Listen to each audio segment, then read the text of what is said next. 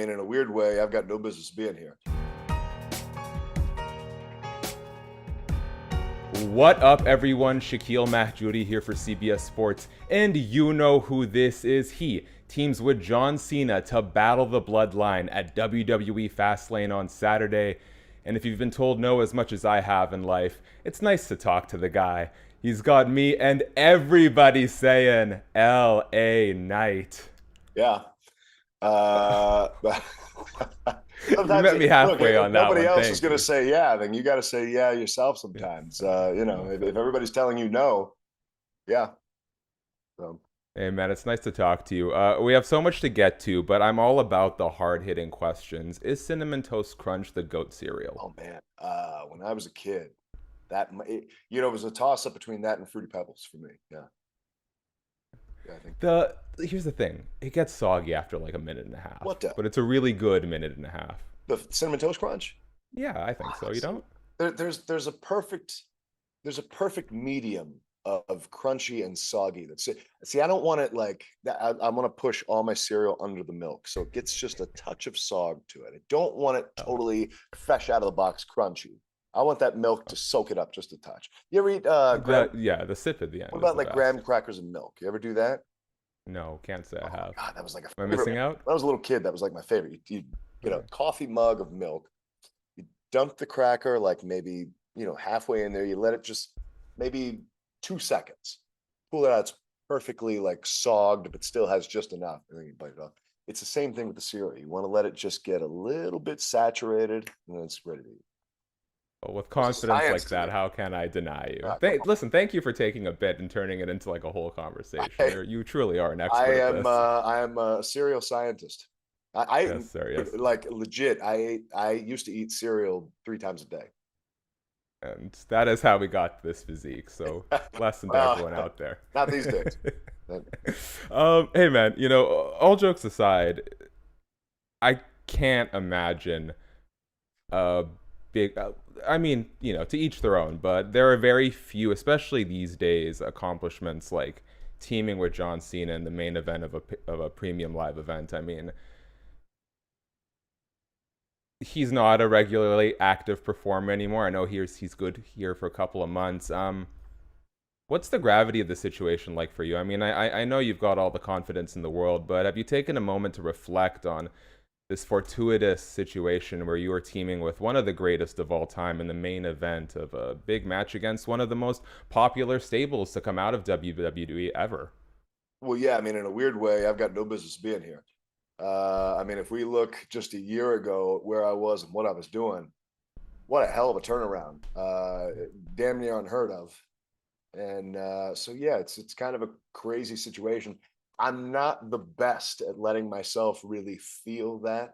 Um, Maybe 10 years down the road when I look back. But right now in the situation, I'm just so I don't know if you'd say maniacally focused or whatever it is, on just making sure that everything hits the mark and that everything is just the way that I want it to be.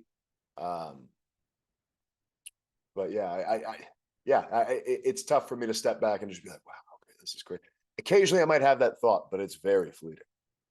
Well, that's a championship mentality, but hopefully, maybe in the aftermath of the match, when you make that walk back, you can take a second and kind of soak it in. Hopefully, hopefully I'm. We'll see. We'll see. How far in advance did you know that this was happening? Because obviously, it kind of started as AJ and Cena, and then it sort of manifested into this. Well, I mean, once AJ got hurt, I was like, well, somebody's got to step in. Fair enough. Yeah, The crowd reactions have been so strong for like the last year, and Triple H said after Money in the Bank, good things come to those who wait. This is certainly one of those moments. When did you get the sense that WWE was ready to go all in on LA Knight? And was there anyone behind the scenes who has really been pushing for you to get this moment? I don't have an answer to any of that because I don't know.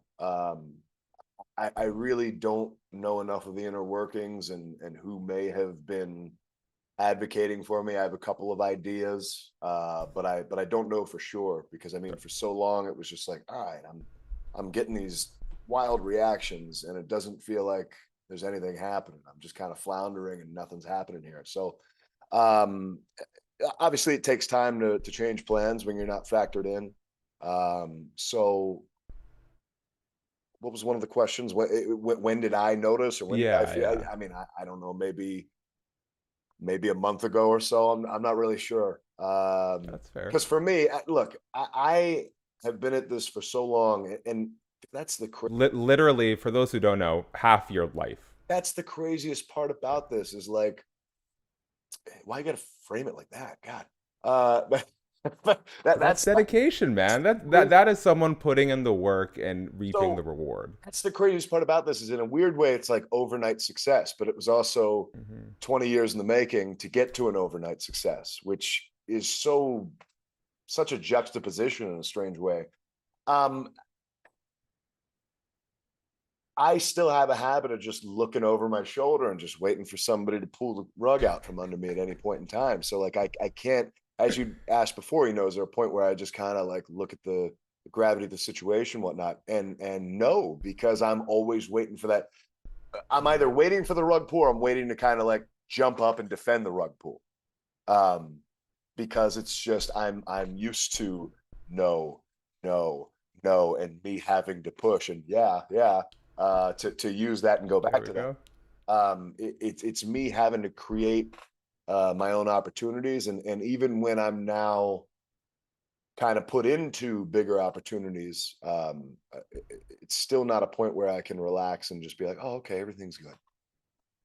Uh, Um, and we can move on if this like brings up something you don't feel like talking about. But I was what am I gonna? reflect. We're Well, good. I just like to. I Let's don't like to go. corner. No, it's nothing bad. I just don't like to corner people. You know. I was gonna Corner ask me, about Paul Bearer. corner me. Let's go. Yeah. For those not aware, you were actually his final TV appearance was managing you, Yep. and I saw a quote you previously gave about how, in his final moments, he left you a voicemail and he expressed his belief and his confidence in how far you were going to make it. How do you think he'd feel to see you in this position right now? Pretty incredible. Just for clarity of detail, it was not a voicemail because I was actually in Panama at the Hero. time when he passed, Yeah. filming the Hero with The Rock. So he had left me kind of like a little written message and a couple little Mm. things that he just wanted me to have and stuff like that. And part of the message was just like that he loved me and he knew I was going to go on and do big things and that kind of stuff. So um, yeah, I mean that was insane. That he was thinking of me and those because he knew what was happening. He knew he was going, and he kind of let it happen. As far as I know, as far as the story went, because his wife had passed away maybe a couple years before that, and he was very lonely from that, and he just kind of wanted to go join her, so to speak. So um, the fact that this guy that I watched growing up was thinking about me in that time, and that was crazy. That was an enormous thing to consider, an enormous thing to think about, and in a weird way, I feel like I'm bastardizing it to make it about myself, but in a weird way, it's like, okay, well, my work had paid off in a certain sense that I'd garnered that kind of respect and friendship from somebody Hmm. in the business. You know what I mean? I know everyone is saying LA Knight, but everybody loves Percy Pringle. Do you have any like fun stories that come to mind when you Yeah, think I of your mean, interactions with him? we always just, I mean, we connected on such a level where it was like, what was it, about 3 years that we were out there hitting the ring together, and it was just he always knew, like we always just knew when the other one was going somewhere that we could kind of react off the other one. There were moments where like I think I'd like just gotten up on the ring, kind of like laid it out, whatever, and he got up on this side and we kind of did it together and stuff like that. Um, he was always just like singing my praises and just like say he like literally thought I was like the best wrestler in the world and stuff like that. And at the time I felt the same damn thing. Um, but as far as like goofiness back, and he was always making jokes and like, messing with people, and people back there doing pre-tape promos or whatnot with the camera, and he's back there, pulling his ass out and stuff like that. And, just trying to, break people while they're in the middle of a promo. Last thing before we just finish up on some light stuff away from the WWE and sports entertainment. You know, I know there's always more hurdles to overcome, and you're always kind of looking behind your back. But I am curious, what for you over these last 20 years has been the benchmark for success, where it's like, if it all ends tomorrow, I will be satisfied with the work that I put in?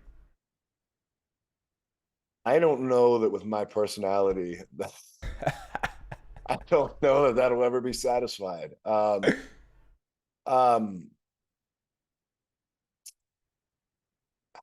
because I have such a habit of nitpicking everything and getting down to, nitty gritty details and things like that, to where even if somebody was, saying I was, the greatest at this or that, I'd be like, well, but there was, this wasn't so good. Like I would pick stuff out like that. So I don't know. Obviously for me, I want to be at the top of the mountain. There are a lot of hurdles to get there. But I always wanted to be, for me, if you're not aiming to be the WWE champion, if you're not aiming to be that top guy, the face of the company, and in the conversation as far as some of the greats, um, that would be at least close to that goal line. Okay. Maybe it would get me there, maybe it wouldn't. I don't know, but that's kind of where I look at, like, okay, that at least for me is where I'm trying to go. Well, hopefully we're on the right trajectory, and you're entertaining a lot of people on the way there, so that's great. Um, as we wrap up here, I am curious. Would a face LA Knight versus a heel Bryan Danielson produce the greatest crowd chants of all time? Boy, oh boy. Uh, you never know, but that's why I actually um, people online started calling it the yeah movement, and I'm like, why are we doing that? It's so close to yes move. Don't do that. I'd rather call it a revolution, because that's what I feel more like it is. So whatever, but at this point they've already done it, and there's a whole Twitter account and everything that's out there, and that seems to post everything that I do, and that's cool. I appreciate that, but For sure. yeah, movement always just kind of rubbed me the wrong way, because I'm like, come on, that's just so close and it's been done. Don't do that. Fans, get on it. What can you do? Revolution. It's revolution. I Okay, know that you took your that you, what's the word I'm looking for? Retooled Dr. Dre's "Everybody Saying" from "Let Me Ride," but I want to know, objectively, in your opinion, I guess it's subjectively, what is the best Dr. Dre song? that's my favorite of all time. That's your favorite one? Yeah, 100%. The just the whole composition of the way that one's done, like I could listen to that instrumental day and night, all day long. And it has such a sentimental value to me. It was something that was introduced to me when I was in like middle school by my older brother. I remember we were like going to vacation or something. We were driving over like the Chesapeake Bay Bridge going to Ocean City, Maryland, and I remember that song playing, and I was just like, okay, this is pretty good. It's something that just stuck with me. And like now I can honestly, I might be able to say that that's my favorite song of all time, let alone my Oh, favorite Dr. Dre song. Possibly. that's Could be. not I don't know. okay. Well, I do want to ask before, as the last one, because the fans It wanted some makes me want to Brooklyn make Nine-Nine stories. music. Oh, hey, I mean, I believe in you. Do it, but just, I mean, I've done you it. know, I've done it before. can you do hip hop? I Can made, you rap? I made, well, I mean, not well, but I have, like, I'm saying I've actually composed my own music before. I made my own music when I was in Impact. I made my own entrance music. Well, I know Adam Scher has been wanting to, Braun Strowman has been wanting to branch out more into music, so maybe there's a band there that can be made. Drew McIntyre's got some experience. There you go. I will be quizzing you on your top 5 California-based rappers next time I see you, so just be prepared for that. But I do want to give the fans some love. Any fun memories that you can share, or little weird details from your time on Brooklyn Nine-Nine? Because, I mean, that's one of the better sitcoms in the last 10 years. Well, I mean, as you saw, it was very brief. If you blinked, you almost missed me. It was crazy though, because like I don't even know if you heard my name on the show. Like I was named Mario. I was supposed to get married, and I had like a trailer. So I'm like, okay, this is a big part. Like I got a whole thing. And then I got there, and like there was a lot of facial reactions. It seemed like we had a lot of time. And then when the actual scene uh came to be, it was very, very quick. I was like, oh. But yeah, I mean, we were, just riding in the golf cart to the set with like Terry Crews and stuff, and he was just, Sick. just cracking jokes and just being real cool. So I mean, it was a neat scenario. I didn't even think I was going to get the part, because they were like, "Oh, we want a bodybuilder for this." I'm like, I'm in great shape, but like, I don't think I'm what you're thinking of when you think of bodybuilder. Maybe the average person would think that. Maybe, I don't know. But when I actually think of a bodybuilder, I'm thinking like a big yoked son of a bitch. But no, I mean it was just a cool little spot. It was obviously a goofy one. We're getting married in a gym. But yeah, I was like, oh, okay, well maybe this is gonna, because I just moved back to LA at that point in time. Because this was like maybe 5 months after I gotten released the first time from WWE. And I'm like, oh, well maybe this will turn into something. I'll keep getting some more parts. Well, I imagine the next sitcom spot is going to give a little bit more screen Hey, time hey, to we'll see. WWE's We biggest shall star. see. I want to leave you with the last word. I'll do my part very quickly. Guys, thanks so much for checking out the video. If you're still here, please subscribe, tap the button, thumbs up, Better all still that be good here. stuff. Yeah, better. No one's leaving this interview before. Well, now that I'm starting to plug away, it might be a death kneel, but who knows. Let us know in the comments, what is your prediction, not just for the main event of Fastlane, but also what do you think's in store for LA Knight at WrestleMania 40? I'm curious to get your thoughts. Guys, ahead of John Cena and LA Knight versus the Bloodline, LA Knight, if there's anything you want to tell the people, the floor is yours, my I mean, man. you're looking so far ahead that I don't even know what to expect next week. So WrestleMania 40 is it's anybody's guess. I can't tell you. Nobody can tell you because nobody has any idea at this point. I'm just trying to drum up that engagement, you know. For me, I'm just looking at Saturday. And Saturday, you talk about the remnants of the bloodline, and for me, it's me and John Cena going in to make some history there, and possibly you might see the crumbling of the bloodline. Might be no more bloodline after that. Who knows?